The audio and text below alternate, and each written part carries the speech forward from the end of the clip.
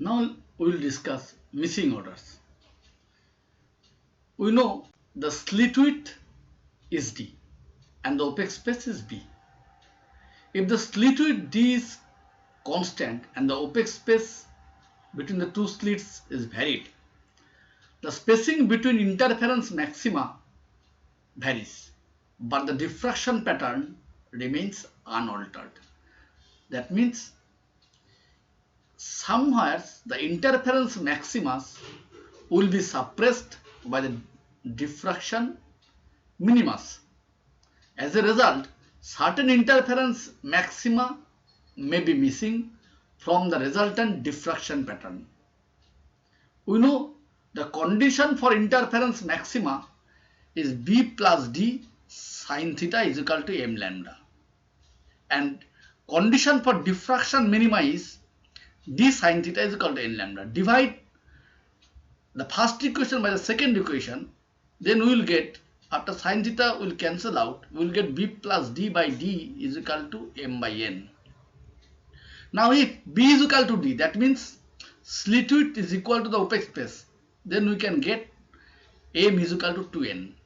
Putting the value of n 1, 2, 3, we will get m is equal to 2, 4, 6 and so on. That means the second order, fourth order, sixth order interference maxima will be absent, as they will coincide with the first, second, third order diffraction minima. Already I have told you that is the value of n is equal to 1, 2, 3 and so on. Diffraction grating. Grating is an arrangement which consists of large number of parallel slits of equal width and separated from one another by equal opaque spaces. Actually, grating is n-slit diffraction. This is the one diffraction grating that we are using in laboratory. This is educational diffraction grating.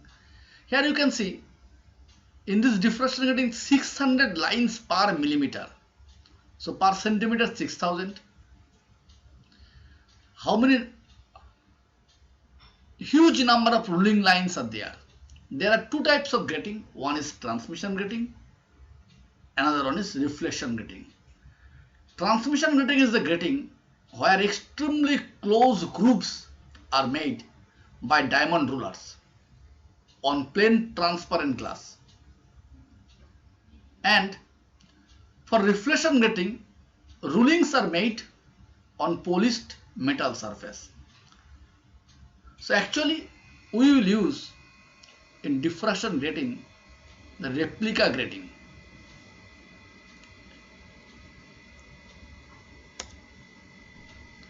This is the n-slit diffraction pattern. That means the grating, the left hand side, this is the slit, n number of slits, equispaced, and black lines, dotted lines, black lines are the opaque spaces. So light is coming from these slits and they are passing to the lens and they are meeting at point P1. They are giving us the grating spectra. This is how we will get the grating spectra. When the white light source is used, this is the middle one passing to the diffraction grating, middle one is white, and either side we are getting grating spectra. The colors are intense, the spectra are intense. Their intensity is more than that of that single slit and double slit. The expression of intensity due to n-slit diffraction grating at any point on the screen can be calculated as I is equal to I naught sin square beta by beta square sin square n gamma, where n is the capital N represents number of slits, by sin square gamma. Now first term sin square beta by beta square gives us the single slit diffraction, and sin square n gamma, the sine square gamma corresponding to the interference pattern. Already we know beta is equal to pi d sin theta by lambda and gamma is equal to pi b sin theta by lambda.